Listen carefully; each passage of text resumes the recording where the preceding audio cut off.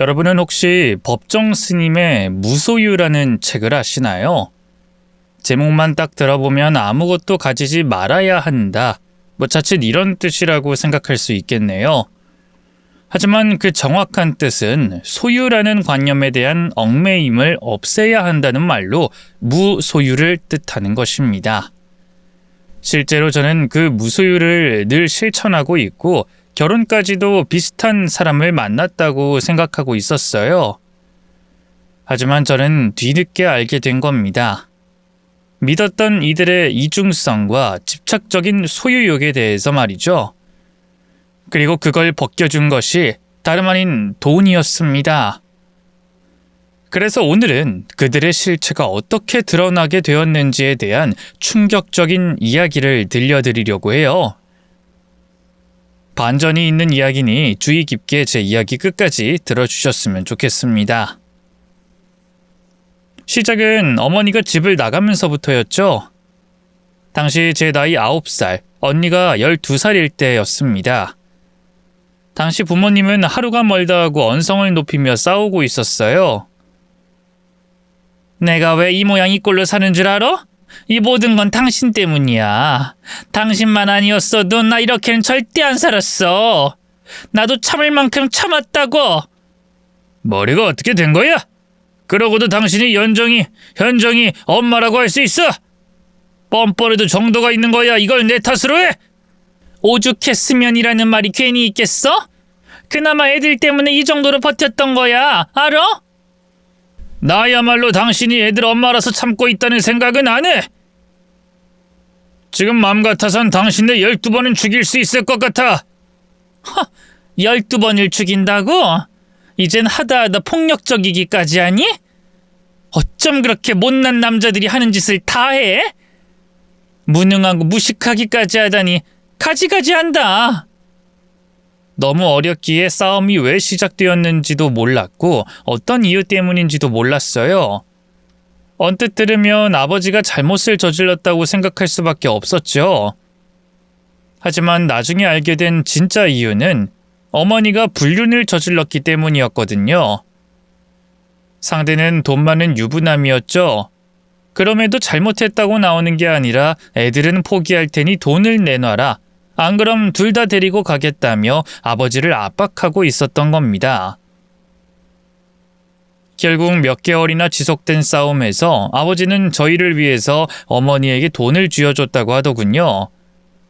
그리고 그때부터 믿었던 사람에 대한 배신감으로 아버지는 다른 사람이 되었죠. 마음을 닫는 동시에 지갑까지 닫게 됐던 겁니다. 추측이긴 하지만 유난히 돈에 대한 욕심이 많았던 어머니처럼 저희가 자랄까봐 아버지 나름 교육을 시키려고 했던 것 같았어요. 그게 아니면 어머니가 결혼 당시 남긴 빚 때문이었던 것 같았죠. 이유야 어찌됐든 문제는 그 방법이 오히려 어린 저희에게 악영향을 끼쳤다는 거였습니다. 특히나 언니가 중학생이 된 이후로 엄청난 소유욕을 보이기 시작했거든요. 아무래도 자신에게 주어지는 것이 너무 작았기에 그걸 지키기 위해서 변해버린 것 같았습니다. 그런데 그 피해를 보는 것은 바로 저였죠. 너 그거 어디서 났어? 그 필통 어디서 났냐고. 이거? 친구가 주더라고. 나랑 같은 거 하고 다니겠다고 선물 받은 거야. 그래? 그럼 나는? 언니한테 뭐 없어? 나도 너랑 같은 거 하고 싶은데. 나도 받은 건데. 제가 우물쭈물하자 언니의 눈빛이 바뀌었습니다. 그럼 나 줘. 너는 공부도 못하는데 필통이 왜 필요해? 공부 잘하고 중학생인 내가 가져야 맞는 거잖아. 내가 더 아끼고 잘 쓸 테니까 나한테 줘. 응? 그 친구가 서운해할 거야. 차라리 아빠한테 말을 해서. 아빠? 야, 그게 가능하면 내가 그렇게 부탁을 할까? 안 된다는 거 알면서 너는 왜 그런 말을 해? 애초에 주지도 않을 거면서 너 왜 그렇게 자랑하면서 들고 다녀? 언니, 내가 언제 자랑을 했다고 그래? 그게 자랑이야? 지금 내 앞에서 친구 많다고 자랑질하는 거잖아. 아니야? 현정이 너 진짜 나쁜 아이고 이기적이야. 언니 필통 낡은 거 뻔히 알면서. 고작 필통이었습니다. 1,000원? 가격이 정확히 기억나진 않지만 싸구려 천으로 만든 필통일 뿐이었죠. 지금도 그게 이해가 되진 않는데 언니는 분노를 감추지 못했어요. 결국 언니는 가지지 못할 바엔 부셔버리는 편을 택했습니다. 가위로 제 필통을 다 잘라버린 거였죠. 이에 저는 울고불고 난리가 났고 아버지가 그 사실을 알고 언니를 크게 혼을 냈었어요. 하지만 언니도 물러나진 않았습니다. 그러게 아빠가 사줬으면 되잖아. 그깟게 뭐라고 필통 하나 신발 하나를 못 사게 해? 연정이 너 진짜 이럴 거야? 이럴 때는 잘못했다고 해야 하는 거야. 잘못? 그게 왜 잘못인데? 내가 이렇게 된 건 다 아빠 때문이야. 아빠 때문에 나도 어쩔 수 없었던 거라고. 작은 거 하나도 못 사게 하고 매번 헌 것만 들고 다니게 한 게 누군데? 언니의 잘못된 행동을 두둔하는 것은 아니었지만 아버지는 확실히 좀 심하긴 했습니다. 한참 사춘기에 예민한 시기였음에도 저희에게 용돈은커녕 휴지 한 장도 아끼라는 말을 하셨죠. 발이 커져서 맞지도 않는 신발을 5년 넘게 신게 하는 것은 물론이고 옷도 걸레짝이 될 때까지 버리지 못하게 하셨던 겁니다. 그야말로 구두쇠였던 거죠. 저도 다른 건 잘 기억나지 않는데 체육 시간에 옷을 갈아입을 때마다 낡은 속옷이 부끄러워 눈치를 본 것은 확실히 기억하고 있었습니다. 어린 저도 그랬는데 언니는 더 심했겠죠. 하지만 그럴수록 아버진 더 엄격하셨어요. 연정이 너 지금 하는 말이 도망친 너희 엄마랑 똑같은 논리인 건 알아? 남 탓하고 다른 사람 잘못으로 몰아가면서 결국 본인 욕심 채우려고 하는 짓이잖아. 아니야. 아빠야말로 이러니까 엄마가 떠난 거란 생각은 안 해? 지긋지긋해. 진짜 미치겠다고. 너 진짜 맞아야 정신 차릴래? 그래 때려. 근데 한 대라도 때릴 거면 돈 주고 때려. 나도 그냥 좀 평범한 애들처럼 살고 싶은 것뿐이라고. 그니까 차라리 날 패고 용돈이라도 줘. 필요한 거 많다고 했잖아. 시간이 갈수록 언니는 점점 집착적인 소유욕이 커지기 시작했고 어떤 날에는 물건을 훔치기까지 했죠. 당연히 제 물건에도 손을 댔고요.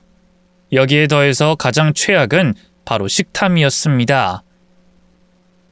식탁에 조금이라도 마음에 드는 반찬이 있다면 그것부터 잡고 봤죠.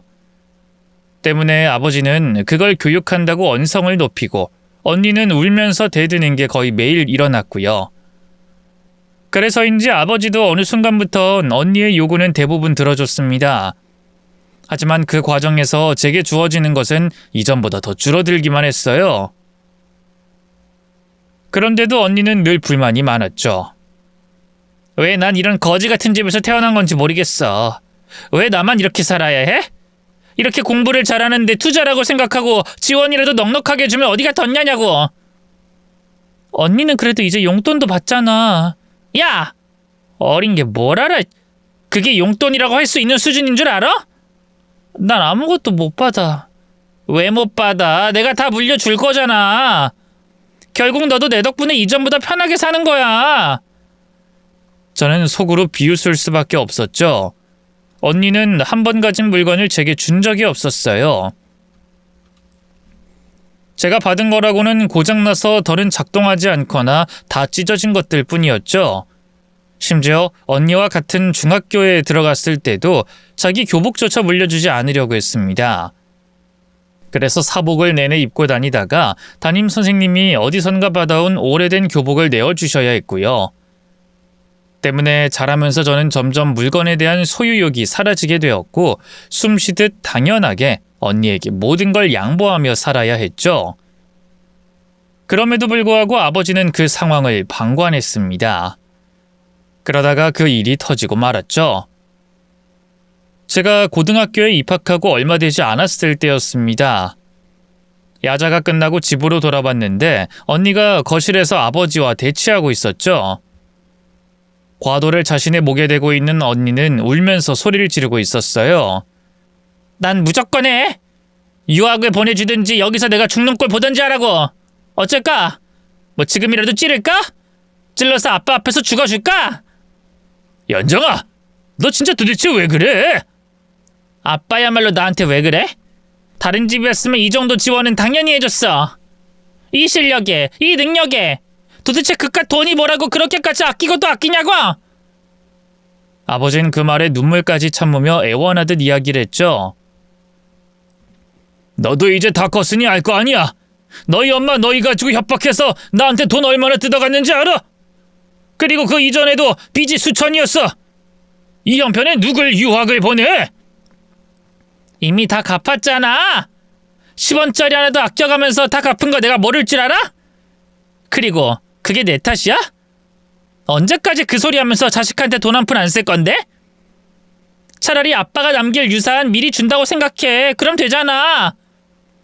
나 유학만 가면 그때부터는 아빠한테 도움받지 않겠다고 말했고. 이 정도도 못해? 못하면 뭐 지금이라도 죽어줄까? 그럴까?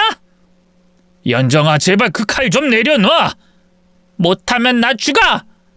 죽어버리는 게 나아. 이럴 거면 왜 우릴 낳았어? 아님 차라리 엄마한테 줘버리지 왜 우릴 키우겠다고 나서. 이게 사는 거야? 그냥 하루하루 버티는 거지? 난 언제까지 아르바이트 학업까지 하면서 살아야 되냐고. 너희 엄마 재혼한 그 남자한테 다 큰 아들들이 둘이나 있었어. 그런 집에 어린 너희를 내가 어떻게 보내? 더구나 너희 엄마를 몰라. 그 욕심에 너희한테 조금이라도 정을 줬을 것 같아? 그걸 알고 어떻게 내가 너희를 포기해? 그래, 아빠가 잘못한 거 분명히 있어. 어린 너희들한테도 같이 책임을 지라고 하는 게 아니었어. 나도 그 부분은 마음 깊이 인정하고 반성하마. 하지만 너 이렇게 유학 간다고 하면 남은 네 동생은 현정이 생각은 안 해.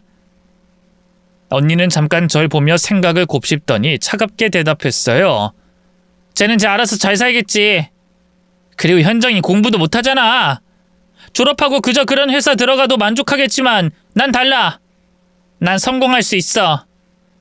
야, 알았으니까 아빠가 해줄 테니 제발 칼 좀 내려놔라. 어? 어린 나이부터 늘 빼앗기고 늘 양보해야 했던 저였습니다. 하지만 그때만큼 마음 아팠던 적은 처음이었죠. 고등학교에 막 입학해서 어느 대학을 들어갈지 결정하고 준비해야 할 시기에 제 앞날이 정해져 버렸기 때문이었습니다. 능력이 차고 넘치는 집도 자식 유학을 보내는 것에 부담을 느낄 텐데 당시 우리 집은 평범한 수준에도 미치지 못하는 상태였죠. 그러니 언니의 유학을 지원해준다면 저는 대학교 입학도 못할 거라는 걸 알았거든요. 실제로도 그랬죠. 목숨을 가지고 협박한 덕에 언니는 유학을 떠나게 되었고 고스란히 그 피해는 제가 받아야 했던 겁니다. 구질구질하다 못해서 친구들과 어울려 놀지도 못할 정도로 상황은 안 좋았고요. 때문에 아무리 욕심이 없는 저라도 아버지와의 사이가 멀어지는 건 어쩔 수 없었습니다. 대학은 들어가지 않았어요. 언니 말처럼 전 그저 그런 회사에 입사해서 돈을 벌기 시작했기 때문입니다. 제가 들어간 곳은 마케팅 회사였는데 여러 회사와 계약해서 홍보를 해주는 곳이었죠. 직원이고 팀장이고 직급이 나눠져 있긴 하지만 어설픈 수준이었고 일이 주어지면 누구든 그 일을 해내야 하는 구조였습니다. 턱없이 적은 월급에 거의 없는 복지. 그래도 나름대로 뭐 잘 살긴 했어요. 남들의 기준에 미치지 못할진 모르지만 소유욕이라고는 거의 없던 제게는 여유로울 정도였기 때문이죠. 처음 자취를 시작한 곳이 반지하였기에 몇 년 후 3층 빌라로 이사를 간 것이 제게는 행복이라면 행복이었습니다. 그렇게 몇 년이 흘렀고 일을 하면서 알게 된 지인이 저희 집을 방문하게 됐죠. 현정아, 너 혹시 여기 이사 온 지 얼마 안 됐어? 네? 아니요, 여기 7년이나 있었어요. 왜요? 뭐? 7년? 근데 집이 왜 이렇게 텅 비었어? 물건은 어딨어? 아, 저 원래 물건 거의 안 사요. 제가 웃자 그분은 엄청 당황하며 말까지 더듬더군요. 아니, 나도 너 알뜰한 건 알고 있었는데 이건 좀 너무 심한데? 내가 뭐라도 하나 사줄까?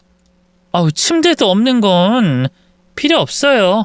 바닥도 충분히 편안하고. 그리고 전 아끼는 게 아니에요.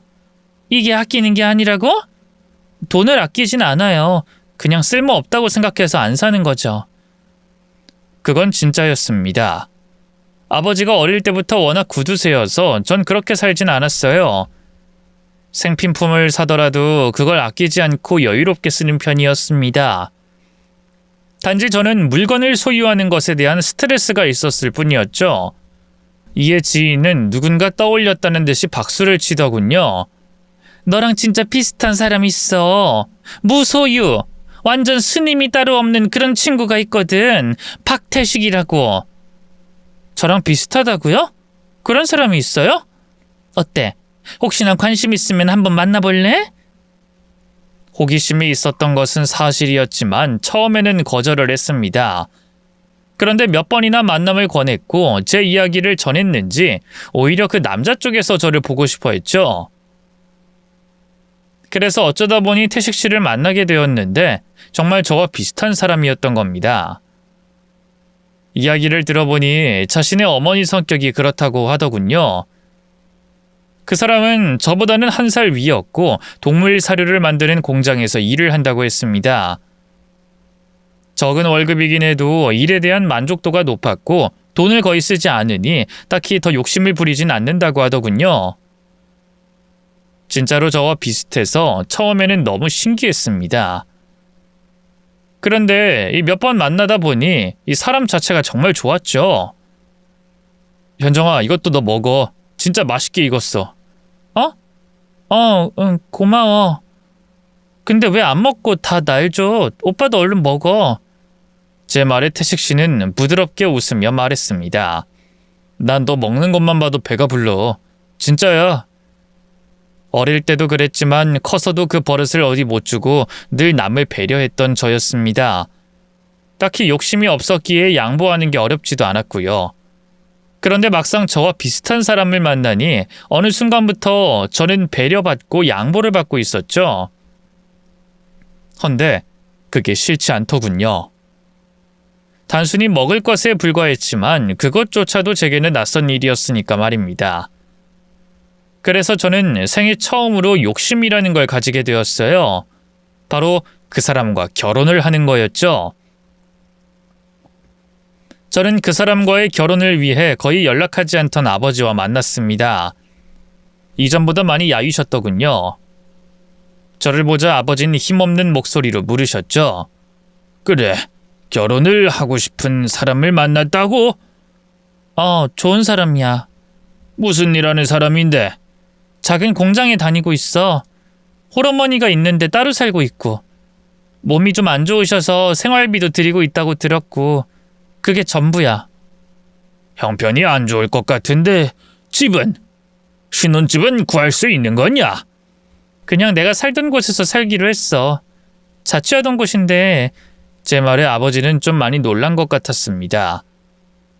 그 햇빛이 좀 들어오던 그 지하?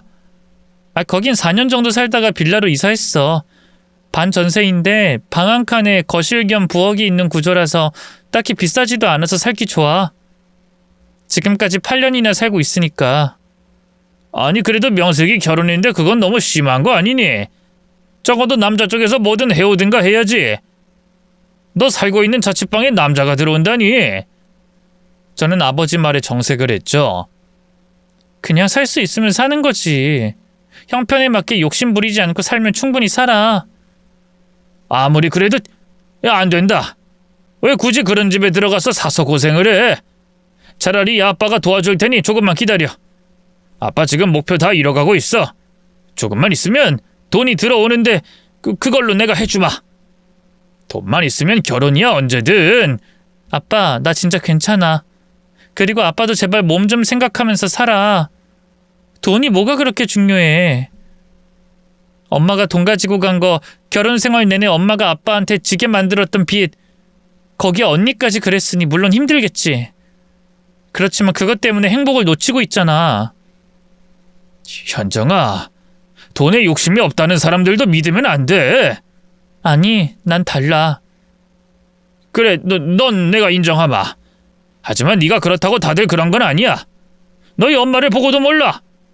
너희 엄마도 처음엔 그랬어. 하지만 날 속였고. 그건 엄마가 원래 그런 사람이었던 거야. 마음이 병이 있었던 거지.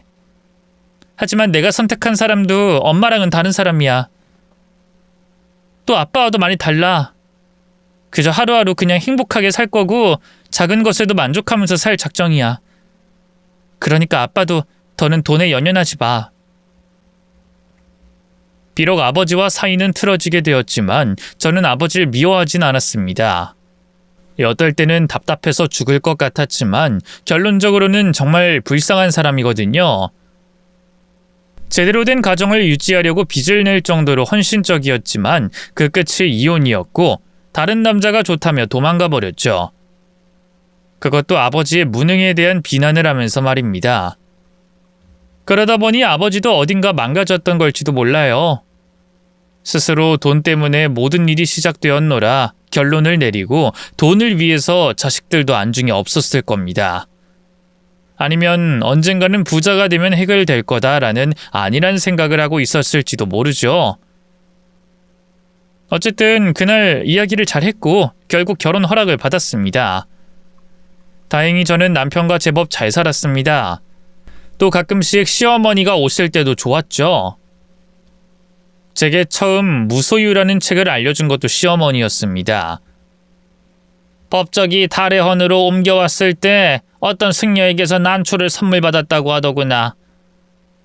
난초요? 그래. 그래서 스님은 난초 물 주는 법, 관리하는 법까지 배워서 정성스럽게 길렀다고 했지. 근데 어느 날 법정 스님이 외출을 했을 때 뜰에 놓고 온 난초가 떠오른 거야. 아차하는 마음에 급하게 뛰어갔다고 했지. 난초가 죽은 건 아니었는데 부쩍 약해져 있었고 그때 스님은 스스로가 난초에 집착했음을 깨닫게 됐다고 하더구나. 그런 작은 행동으로도 스스로를 알아가는 거군요. 그렇지. 결국 법정 스님은 다른 친구에게 그 난초들을 안겨주고 하루에 한 가지씩 버려야겠다고 생각했다고 해. 비로소 소유라는 관념으로부터 자유로워진다는 걸 알게 된 거지. 저도 읽어봐야겠네요. 그래, 내가 시간 날 때 도서관에서 한 권 빌려다가 주마. 무소유에 대해서 읽으면서 책을 굳이 살 필요가 뭐가 있겠어. 그저 읽고 머릿속에 넣으면 그만인 것을. 시어머니는 배울 점이 많은 분이었어요. 베란다로 들어오는 햇살에도 감사할 줄 알았고 가을 나무에서 떨어지는 낙엽만 봐도 즐거워하는 분이었죠. 나이가 든다는 것을 자연스럽게 받아들였고 흰머리도 그대로 내버려 둘 정도로 자유롭기도 했습니다. 그래서 저는 그런 어머니가 너무 멋졌어요. 특히나 오래전 사별하셨다는 시아버지를 위해 남은 평생을 홀로 사시겠다고 한 건 역시도 대단했죠. 아무래도 저희 어머니와는 너무 달랐기에 더 특별해 보였던 겁니다. 한 달에 한두 번은 저와 함께 차를 마셨는데 그때 이런 말을 했던 게 기억에 남죠. 난 남은 평생을 이렇게 살아도 후회하지 않아. 젊을 때 여자로 충분히 사랑받았으니 이제 아들과 너한테 사랑을 주는 게 내 행복이고 삶이라고 생각한다. 그러니 너도 욕심은 부리지 말고 좀 더 여유를 가져야 해. 소유하기보다는 나누고 베풀며 살고. 네, 저도 그렇게 살게요. 요즘은 좋은 컵이 나와서 보온도 해주는 기능이 있다더구나. 아, 혹시 필요하세요? 나한텐 이 낡은 잔이 최고야. 그 보온되는 좋은 컵은 양손으로 잡아도 하나도 뜨겁지 않던데 차는 이렇게 온기를 양손으로 가득 느껴야 맛이 더 짙어지는 법이거든. 그리고 무엇보다 빨리 식어야 늙은 내가 자리를 빨리 비울 거다니니. 어머님도 참 좋은 만남일수록 얼른 털고 일어나야 되는 거란다. 아무리 좋은 소리도 오래 들으면 잔소리가 되는 법이니까. 우린 딱 이 차가 식을 때까지 재미지게 이야기하고 훌훌 털고 일상으로 돌아가는 거야. 그래서 이 오래된 찻잔에 차를 마시는 거란다. 저는 실제로 시어머니를 존경했고 나이가 들면 저도 그런 모습이길 원했죠. 한 달에 한 번 월급이 들어오는 주말에는 함께 모여서 식사를 했는데 본인 입에 들어가는 것보다 제 앞에 놓여주는 음식이 더 많았습니다. 그런 보살핌 속에서 저는 지난날의 상처를 치유했고 좀 더 단단한 사람이 될 수 있었죠. 그리고 그 행복의 결실로 제 아들 준호가 태어났고요. 그러다 우린 이전에 제가 자취하던 빌라를 벗어나 아파트 전세로 들어가게 되었습니다. 결혼하고 무려 11년이나 지난 후였고요. 처음에는 집들이를 온 제 친구들도 너무나 놀랐죠. 이게 아이 키우는 집이라는 게 말이 돼? 아니 애초에 사람이 살긴 하는 곳이야? 너 예전 자취방보다 더 심하네. 집이 좀 넓어진 건데도 진짜 아무것도 없어. 있을 건 다 있어. 이것도 물건 많이 생긴 거야. 냉장고는 있는 것 같고 세탁기는 있지? 청소기는? 세탁기는 당연히 있어. 근데 청소기는 그냥 물걸레질하고 빗자루가 있어서 그걸로 해. 야, 내가 하나 사줄게. 제발 사서 고생 좀 하지 마. 저렴하고 작은 제품도 얼마든지 있고 집들이 선물로 원하면 내가 하나는 사줄게. 다른 친구들도 나도 하고 동의를 했죠. 하지만 저는 거절했어요. 알아. 그래도 괜찮아. 지금도 충분해. 근데 애 장난감은 왜 그런 것도 안 보여? 그건 애가 나를 닮았나 봐. 딱히 필요가 없다고 해서. 정기적으로 책을 배달하고 수거해주는 업체만 이용하고 있어. 실제로 준호는 태어나면서 저나 남편을 보고 자라서 그런 건지 물건에 대한 욕심이 전혀 없었습니다. 저희 가치관을 굳이 아이에게까지 강요할 생각은 전혀 없었는데도 그 흔한 장난감 하나를 사달라고 말을 안 했죠. 철이 일찍 든 건지 뭔지 모르지만 애늙은이 같은 면이 있었어요. 딱히 타인에게 관심도 없던 준호가 어느 날은 저희 언니에 대해서 물었습니다. 엄마한텐 언니가 있지. 나한텐 이모가 있는 거고. 22살에 유학을 갔는데 지금까지도 거기서 살고 있지. 엄마랑 이모 사이는 안 좋은 거야? 나는 친한 친구들이랑 매일 연락하는데 엄마는 이모랑 연락을 안 하잖아. 할아버지도 아주 가끔만 보고. 솔직하게 말을 할까 하다가 저는 짧은 고민 끝에 거짓말을 했죠. 아니야, 사이가 무척 좋아. 하지만 너무 멀리 있어서 부담 주지 않으려고 하는 거야. 가족이니까 늘 그리운 생각은 하고 있어. 힘들 때는 분명히 날 찾아올 거고. 나도 그래. 친구들은 늘 연락도 하고 안부도 전하면서 이어가야 하는 인연이지만 가족이라 그럴 수 있는 거야. 약간은 양심에 찔리긴 했습니다. 아주 가끔 아버지를 통해 언니 소식을 들었는데 욕심이 있는 만큼 그곳에서 취업을 했고 심지어 결혼까지 했다는 이야기를 들었죠. 2번 다시는 한국으로 돌아오지 않겠다는 말을 끝으로 아버지와도 연락이 끊어졌다고 했고요. 그러다 보니 그런 언니가 좋게 보이지 않는 건 사실이었습니다. 그래도 다시는 안 볼 사람이니 굳이 안 좋게 말하는 게 싫어서 준호에게 그런 말을 둘러댄 거였죠. 그런데 몇 년 뒤 그런 언니를 다시 만나게 됐던 겁니다. 바로 저희 아버지가 갑자기 돌아가시게 되며 장례식에서 보게 된 거였죠. 사인은 급성 췌장염이었습니다. 장기 부전을 유발해서 폐혈증까지 오게 된 케이스였어요. 때문에 치료 중에 쇼크로 사망하게 됐죠. 평생을 일만 하면서 건강조차 돌보지 않더니 그렇게 허무하게 세상을 떠났던 겁니다.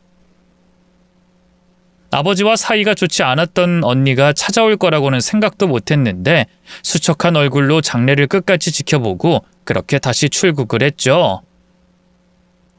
하지만 전 그것조차도 마음에 들지 않았습니다. 남겨진 가족들은 장례가 전부가 아니었기 때문이죠. 그렇게 저는 홀로 아버지 집을 정리해야 했고요. 아우, 이걸 아직도 가지고 계시네. 내 돌잔치 수건을. 그러다가 문득 냉장고를 열었고 저는 거기에서 무너져 내렸죠. 페트병 안에 넣어둔 쌀과 김치 한 통이 덩그러니 있었기 때문이었습니다. 불쌍하고 가여우면서도 짜증이 치솟아서 오열을 했어요. 아등바등 그렇게 악착같이 돈에 집착을 하면서도 본인을 돌보지 않았던 게 화가 났죠. 저는 그곳에 아버지가 있다고 생각하고는 소리를 내서 말했습니다. 이 꼴 보여주려고 그렇게 아꼈어? 내 결혼식에 신발 한 짝도 안 사주면서? 도대체 남은 게 뭐야? 아빠 진짜 바보야? 도대체 왜 이렇게 살아? 왜? 돌아오지 않을 대답에 울면서 쓰레기 봉투에 물건을 주워 담기 시작했습니다. 그리 넓지도 않은 집이라 정리하는 건 어렵지 않았죠. 그런데 한참을 정리하다가 낡은 앨범을 발견했고 꺼내려다가 멈췄습니다. 종이 뭉치가 그 안에서 떨어져 나왔기 때문이었어요. 펼쳐보니 다름 아닌 유언장이었어요. 자신의 죽음을 예언하고 쓴 것 같아 보이진 않았습니다. 왜냐하면 그 유언장은 1년에 한 번 아버지 생일날마다 작성한 듯 날짜가 적혀 있었거든요. 심지어 그 내용은 모두 달랐죠. 첫 장에는 저와 언니에 대한 원망, 그리고 어머니에 대한 증오가 섞여 있었습니다. 자신이 가진 재산은 사회에 환원하고 죽을 거라는 말도 적혀 있었죠. 그러다가 두 번째, 세 번째, 네 번째를 거치더니 어느 순간부터 저에 대한 미안함이 쓰여 있더군요. 결혼할 때 아무것도 해주지 못한 것에 대한 죄스러운 마음과 조금 더 돈을 빨리 모아야겠다는 다짐이 빼곡한 글씨로 나열이 되어 있었죠. 그러다가 맨 끝, 돌아가시기 몇 달 전에 쓴 유언장은 이랬습니다. 현정이, 너한텐 내가 정말 미안하다. 난 사실 그전엔 내가 인생을 잘못 살고 있다고 생각을 하지 못했어. 그저 욕심 많은 여자를 꼭 닮은 아이들을 키우고 있기에 내가 정신을 차려야 한다는 생각만 했지. 근데 그런 와중에 네가 결혼을 하겠다고 하면서 내가 했던 말을 들었을 때 난 망치로 내 머리를 가격한 느낌이었단다. 나는 현정이 네 말처럼 과거에 얽매여서 좋은 것들을 놓치고 살았어. 그리고 그 과정에서 널 희생시켰다. 아무것도 욕심내지 않고 가지려고 하지 않는 너를 보면서 잘못됐다는 걸 깨달은 거야. 어쩔 수 없다는 말로, 이해해달라는 애원으로 너한테 매번 바라기만 했던 거지. 애초에 누군가의 희생 없인 이렇게 살 수도 없었으면서 말이야. 그걸 깨닫고 알면서도 난 끝까지 돈을 포기하지 못했다. 덜 미안해서도 아니고 다른 이유 때문도 아니야. 그저 내가 멍청해서 이것 말고는 어떻게 해야 하는지 모르는 인간이기 때문이지. 날 어리석다고 비난하고 원망하고 미워해도 좋다. 그래도 내 마지막 사과를 받아줬으면 좋겠어. 네 명의로 3층짜리 빌라 샀단다. 너에게 마땅히 주어져야 할 온전한 너의 것이지. 빼앗기지도 말고 바보처럼 양보하지 말고 꼭 지켜라. 이건 아비의 마지막 부탁이다. 사랑한다, 현정아. 집을 다 정리하고 난 뒤에 저는 이걸 어찌해야 할지 다시 생각했습니다. 해외로 돌아가긴 했지만 남은 유산은 언니와 나누는 게 맞았기 때문이었죠. 하지만 아버지 유언이 마음에 걸려서 저는 그 고민을 남편에게 털어놨어요. 남편은 쉽게 결정할 문제로 보이지 않는다고 며칠 후에 다시 이야기를 하자고 미루더니 어렵게 이야기를 꺼냈죠. 난 장인어른 유언을 따르는 게 옳다고 판단을 내렸어. 장인어른도 오죽했으면 빼앗기지 말라는 말에 남겼겠어? 하지만 그래도 언니가 알게 되면 분명히 모르게 하면 되잖아. 해외에 있는데 뭘 할 수 있어. 우리가 따로 연락하는 것도 아니고. 그러니까 당신이 가지고 있어. 너무 불안하면 우리 엄마 명의로 바꾸는 건 어때? 저는 좀 어이가 없어서 되물었죠. 누구한테도 주지 말라는 유언을 보고 그 명의를 어머니한테 돌리는 게 더 이상하지 않아? 그리고 언니한테도 정당한 몫이 있는데 그런 식으로 재산 빼돌려도 법적으로는 다 들켜. 그야 그렇지. 하지만 모르는 일이잖아. 우리 엄마한테 돈을 빌려줬다고 둘러대거나. 그것도 들키지. 더구나 명의 이전하는 것도 돈이 많이 들어. 절반을 빼앗기는 것보단 나아. 갑작스러운 반응에 저를 흠칫했어요. 여보, 우길 걸 우겨야지. 나도 답답하니까 그렇지. 유언이야. 그걸 지킬 방법이 있으면 뭐든 해야 하는 건데 당신은 또다시 호구짓을 하려는 거잖아. 나도 그러긴 싫어. 하지만 언니가 자신의 몫을 달라고 하면 줄 생각이야. 아빠, 나한테만 유언장 남긴 거 아니야. 언니한테도 남겼어. 실제로 아버지는 2장씩 유언장을 따로 남겼습니다. 가장 끝장에 언니에게 남긴 유언은 과거의 잘못을 사과하는 말과 저를 곁에서 잘 지켜주라는 당부의 말이 잔뜩 적혀 있었죠. 남편도 그걸 읽었는지 제 말에 반박을 하더군요. 재산 나눠 가지라는 말은 없었잖아. 당신이 이렇게 답답하게 구니까 그렇게 유언장 남긴 거라는 생각은 안 들어? 제발 지켜. 딱 한 번이라도 당신 몫을 정당하게 받으라고. 저는 그런 남편의 말에 좀 놀랄 수밖에 없었습니다. 사실 처음부터 고민을 했던 건 언니가 추후에 유산에 대해서 지분을 주장할 때를 대비했던 거였어요. 그래서 남편과 상의해서 아파트 전세를 빼고 대출을 받아서 천천히 갚아가는 방법으로 조율을 하려고 했던 겁니다. 그런데 재산을 빼돌려서 없던 것으로 하자고 나오니 이거 어떻게 반응을 해야 할지 모르겠더군요. 심지어 그 뒤에도 계속해서 저를 설득하려고 했고요. 그래서 저는 시어머니에게 조언을 얻으려고 했죠. 뭐? 태식이가 사돈이 너한테 준 건물을 내 명의로 돌리자고 그랬다고? 네. 어머님 생각은 어떤가 해서요. 난 이런 이야기 처음 들었어. 태식이 그놈이 뭣도 모르고 우기는 모양이구나. 준호애미 네가 중간에서 고생했겠어. 하지만 이해해라. 걔도 오죽하면 그러겠니? 그래도 말이 안 되는 소리지. 널 위해서 남긴 건물인데 그걸 내 명의로 돌린다니? 무엇보다 너한테 자매가 있잖아. 이름이 연정 그랬던 것 같은데 그때 장례식 날 봤었고 인사도 해서 기억을 해. 네, 맞아요. 그 아이에게도 공평하게 나누는 게 옳다고 본다. 이 돈이라는 게 쥐고 있는다고 전부가 아니야. 그깟 돈 몇 푼으로 감정을 낭비하는 게 어리석은 일이지. 차라리 너희 집 전세를 빼고 그 아이한테 돌리는 건 어떠니? 그 빌라에서 살아도 되고. 역시 시어머니는 달랐습니다. 누구보다 현명하게 생각을 한다며 감동을 받았는데 순간 시어머니의 말이 머릿속을 치고 지나갔습니다. 그 빌라에서 살아도 되고라는 이야기 말입니다. 애초에 건물이라고 했지 빌라라는 말은 하지 않았어요. 그런데도 빌라라는 걸 알고 있는 건 어딘지 앞뒤가 맞지 않았죠.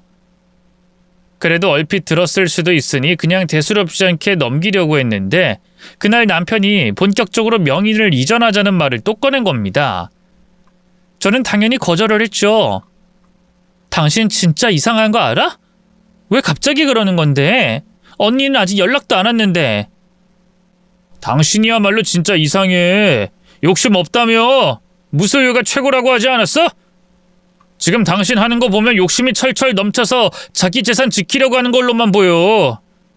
우리 엄마도 못 믿고 내 말은 말도 안 된다고 생각하면서 결국 당신이 다 가지겠다는 거 아니냐고. 지금 그런 게 아니잖아.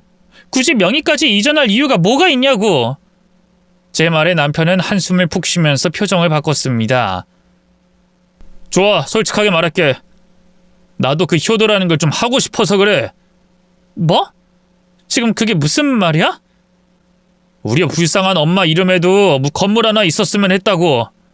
됐어? 평생을 월세 전전하면서 힘들게 산 우리 엄마한테도 든든한 보험 같은 건물이 있으면 좋잖아. 우리야 살 날도 많이 남았고 직장도 있지만 우리 엄마는 아니야. 장인어른 돌아가신 거 봐. 우리 엄마보다 어린데 그렇게 갑작스럽게 돌아가셨잖아.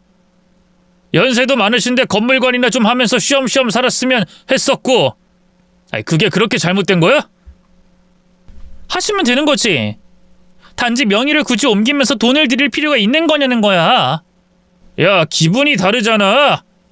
자기 이름으로 된 건물인지 며느리 이름인지에 따라서 대우도 다를 거고 명의가 당신 명인데 건물 쓸고 닦고 관리하면 그게 청소부지 집주인이야?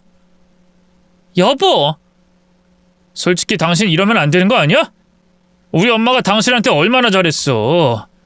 시어머니가 최고라면서 언젠 나보다 더 좋다며. 그깟 돈 몇 푼이 아까워서 명의 이전을 안 해주면서 뭐가 욕심이 없다는 거야? 당신 이렇게 나오면 나도 방법 있어. 건물 안 줄 거면 합가해서 어머니 모시고 살든지. 평생 시집살이 한 번 없이 편하게 살았으면서 이렇게까지 이기적으로 나오면 나도 어쩔 수가 없다 이 말이야. 어쩔래? 차라리 그럴래? 남편은 정말로 이상하게 변했습니다. 제가 도통 적응을 할 수 없을 정도로 하루에도 몇 번은 감정이 오락가락했죠. 하루는 윽박 지르고 또 하루는 감정에 호소하기도 하면서 건물에 집착을 하기 시작했거든요. 그래서 시댁에 가 있는 날이 더 많아졌죠. 제가 그 일로 많이 힘들어하자 다행히 시어머니는 그런 제 편이 되어주셨어요. 준호임이야, 태식이가 좀 선을 넘었다고 본다. 그러니 네 선에서 잘 거절해라. 난 건물 명의 받을 생각도 없고 건물 관리해서 돈 벌고 싶지도 않다. 걔가 그러는 건 내가 젊을 때 너무 힘들게 산 것 같아서 안타까워 그러는 거야. 말을 그렇게 한다고 의도를 너무 곡해하지 마라. 너도 알잖니, 우리 아들이 욕심 없고 돈에도 관심 없다는 거 말이다. 알죠, 아는데 좀 혼란스러워서요. 그래, 네 맘 내가 알아. 내가 태식이한테도 한마디 해주마. 더는 그런 짓 못하게 한마. 그런 상황이 반복되다 보니 지쳤습니다. 그래서 그냥 건물 명의만 시어머니에게 넘길까 생각을 하게 됐죠. 헌데 그때 제 아들이 저에게 이상한 말을 하는 겁니다. 엄마, 할머니한테 건물 넘기지 마. 그게 무슨 말이야? 아들은 눈치를 보는지 주변을 둘러보더니 한층 더 낮게 속삭였어요. 할머니 검색 기록 봐봐. 그거 봐. 휴대폰에 검색 기록 말이야. 무슨 말이냐고 아무리 물어도 아들은 입을 닫았고 저는 찜찜한 마음에 다음 날에 가서 시어머니 휴대폰을 슬쩍 살폈습니다. 시어머니가 차를 끓이러 간 사이에 빠르게 뒤졌죠. 그리고 저는 그 자리에 더는 있을 수 없어서 급한 일이 있다며 빠져나와야 했습니다. 검색 기록의 내용은 다음과 같았죠. 가장 먼저 제가 받은 건물 주소가 주르륵 적혀 있었고 그 뒤를 이어 건물 가격, 명의 이전, 명의 이전 후의 처분, 파산, 재산 은닉이 차례로 나왔던 거였어요. 때문에 저는 바로 아들의 학교까지 찾아가서 기다렸다가 아들에게 물었죠. 너 그거 어떻게 알았어? 할머니가 검색한 게 맞아? 혹시 너야? 게임 좀 받으려고 들어갔는데 이미 적혀 있었어. 아빠랑 엄마랑 싸우는 거 들어보니 그 건물인 것 같았고 내가 봤을 땐 할머니가 아빠 이용해서 그 건물 받으려고 하는 것 같아. 하지만 앞뒤가 맞진 않았어요. 당장 건물을 제가 명의 이전한다고 해도 법적으로 다투면 얼마든지 도로 되찾을 수 있는 문제였습니다. 때문에 저는 그런 부분은 전혀 의심하지 않았고요. 정말 파산하고 재산을 은닉할 생각이었을까? 그건 범죄인데? 거기다 갑자기 왜 그러는지는 추측조차 되지 않았습니다. 그런데 그날 저녁에 집으로 돌아가고 있는데 아파트 놀이터에 익숙한 실루엣이 보였고 다가가니 남편과 시어머니가 한참 언쟁을 벌이고 있었죠. 저는 좀 더 가까이 다가가 수풀에 몸을 숨겼어요. 진짜 확실해? 그냥 바쁜 일이 있었겠지. 걔가 뭘 보고 눈치를 챘다는 거야? 혹시 아저씨랑 문자 같은 거 있어? 휴대폰을 보고 있었다면 그것 말고 더 있어? 아니, 문자는 진작에 삭제를 했지. 나 통화 기록도 매번 삭제해. 그럼 뭘 보고 사색이 되어 집을 뛰어나간 거야? 뭐 그냥 배가 아팠거나 그런 거 아니야? 아, 몰라. 아니 너무 찜찜하잖아. 이제 거의 다 넘어왔다고 생각했는데. 뭔지 몰라도 엄마는 모르는 척해. 이미지 관리 잘하고. 악역은 나 혼자만으로도 좋게. 지금 최대한 밀어붙이고 있으니까 명의 이전도 시간 문제야. 그 사람이 얼른 집을 좀 보자고 하는데 이러다가 진짜 거짓말인 거 들통이라도 나면. 그런 생각 말라고. 내 몇 번을 말해. 엄만 부지런하게 살아서 건물 있고 여유 있는 그런 여자야. 아들도 착하고 똑똑하게 잘 키운 그런 사람이고. 알았어? 엄마가 그 아저씨 잡기만 하면 우리 인생 바뀌어. 너는 이렇게 구질구질하게 안 살아도 된다고. 정신 차려. 그래. 나도 죽기 전엔 최대로 살아봐야지. 더는 이렇게는 못 살아. 현정이한텐 최대한 잘해. 제대로 하라고. 알았어? 두 사람의 대화는 그 뒤로도 20분 넘게 이어졌어요. 그리고 저는 그 대화를 통해서 많은 것을 알게 됐죠. 일단 시어머니는 이전부터 만나온 사람이 있었던 것 같았습니다. 그 사람이 여유가 좀 있는 사람인데도 상대 재력을 본다는 것 같았죠. 그래서 시어머니는 잘 보이고 싶은 마음에 건물이 있다고 말을 해버렸던 것 같습니다. 그러다가 마침 제가 상속을 받게 되면서 진짜 건물이 생겼던 거고 급하게 명의를 돌리려고 한 거였죠. 남편이 악역까지 자처하며 그런 어머님을 도왔던 이유는 딱 하나. 사업을 물려받을 아들이 없었기 때문이었습니다. 뭐 돈이야 없어도 그만이라던 남편과 사별한 아버님이 마지막 사랑이라던 시어머니의 이중성을 그때 알게 된 거였고요. 심지어 남편은 이런 말까지 했죠. 걔 호구라서 조금만 우는 소리 하면 금방 줄 거야. 없는 감동 있는 감동 다 끌어내서 질질 짜기만 해도 다 될 거라고. 그러니 멍청하게 내 월급이 그동안 180만 원이라 해도 속았지. 그래, 덕분에 걔 돈으로 잘 먹고 잘 살았다만. 근데 내가 재혼하면 넌 어쩔 거야? 어쩌긴 당연히 그 전에 이혼해야지. 구질구질하게 청소기 하나도 없이 사는 거 지겨워. 무소유? 개소리여. 없이 사니까 그렇게 살 수밖에 없는 거지. 인생 한 번인데 폼나게 살아야 될 거 아니야. 걔랑 더 살다가는 내 몸에서 서리가 나오겠어. 그래, 싹 다 갈아치우고 우린 새 출발하자. 엄마가 너 팍팍 밀어주마. 무려 15년이었습니다. 1년도 아니고 3년도 아닌 15년이요.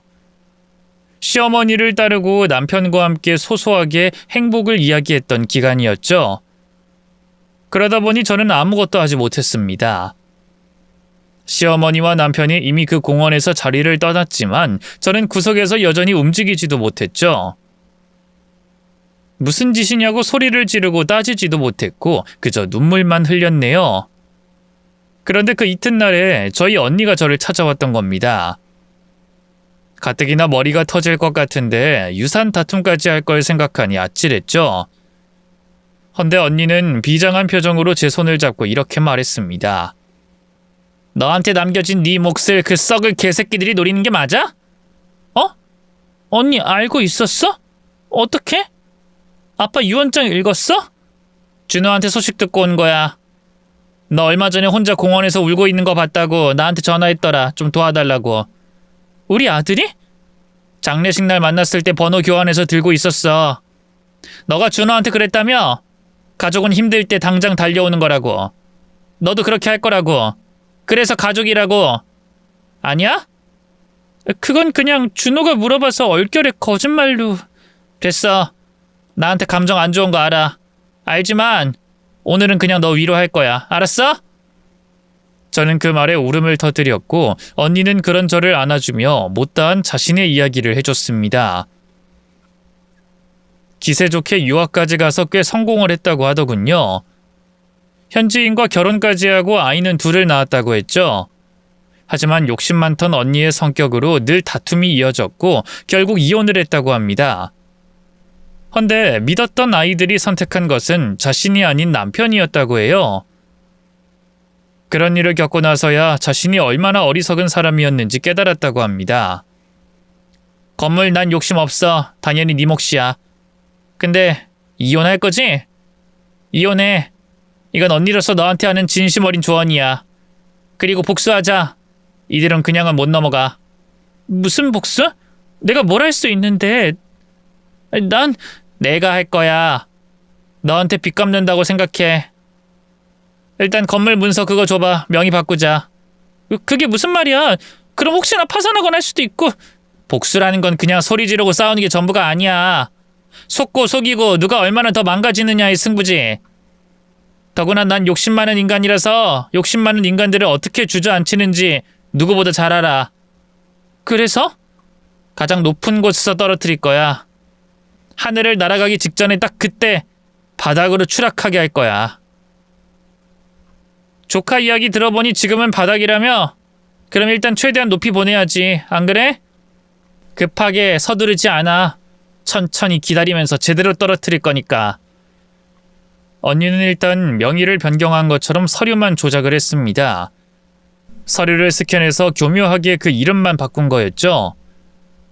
생전 건물이라고는 가져본 적이 없는 사람들이니 속이기 쉬울 거라는 건 먹혀 들어갔고 그때서야 남편도 시어머니도 본색을 드러냈습니다. 실제로 명의 변경을 하자마자 기다렸다는 듯이 제게 이혼을 요구했어요. 저는 적당히 슬픈 척하면서 울고 빌었고 절대로 이혼은 못한다고 했죠. 그러자 남편은 모든 재산까지 포기한다고 했습니다. 아들의 양육권은 물론이고 전세자금 그리고 통장에 남은 돈까지 싹 다 긁어서 제게 주겠다며 협의 이혼을 제시했고요. 그리고 그 조건으로 명의 이전해준 건물은 몇 개월 후에 다시 돌려주겠다는 각서를 달라더군요. 그때 저는 언니가 지시한 것처럼 녹음기를 켜고 태연하게 물었습니다. 도대체 이러는 이유가 뭐야? 그 건물이 왜 필요한 건데? 이혼서를 제출했으니까 솔직하게 묻자. 당신 원래 이런 사람이었어? 몰랐어? 아, 당신은 모르겠지만 우리 엄마 재혼해. 그것도 겁나 부자랑. 나한텐 이제 새아빠가 되는 거지. 실은 얼마 전에 회사도 그만뒀어. 그쪽으로 들어와서 미리 일 배우라고 하셨거든. 조만간 날 잡을 거고 그 대골 같은 집에서 홈파티 형식으로 결혼식도 치를 예정이야. 쉽게 말해서 더는 이 구질구질한 짓 안 해도 된다는 거지. 그게 내 건물이랑 무슨 상관인데? 그것까진 알 필요 없어. 그러라고 내가 모은 돈 다 준 거잖아. 양육권도 포기했고. 그리고 걱정하지 마. 우리가 그런 자잘한 3층 빌라 가지고 가겠냐? 더 큰 게 잔뜩 있는데. 어차피 이렇게 된 거 내가 충고 안 할게. 너 그딴 식으로 살면 평생 성공 못해.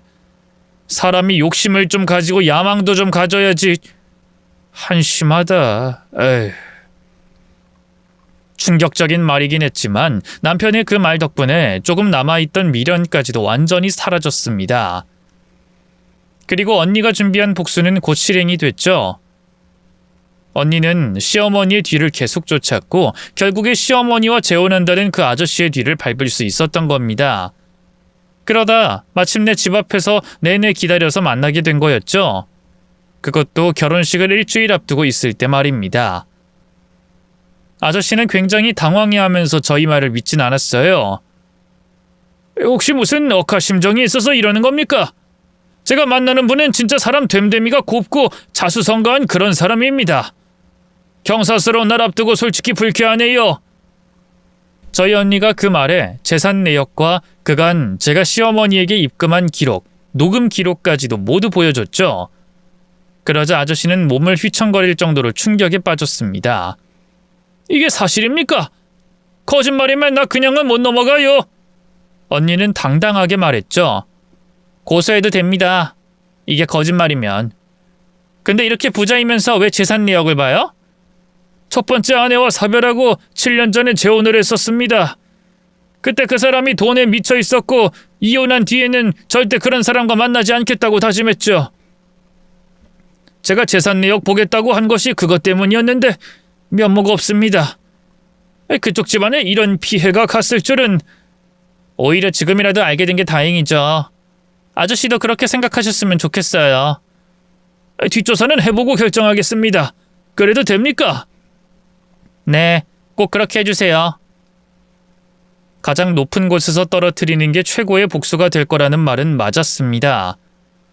시어머니와 남편 모두가 결혼을 바로 코앞에 두고 있었기에 빚까지 내서 기분을 냈더군요. 차를 뽑고 물건도 사고 명품 옷과 시계까지 샀던 겁니다.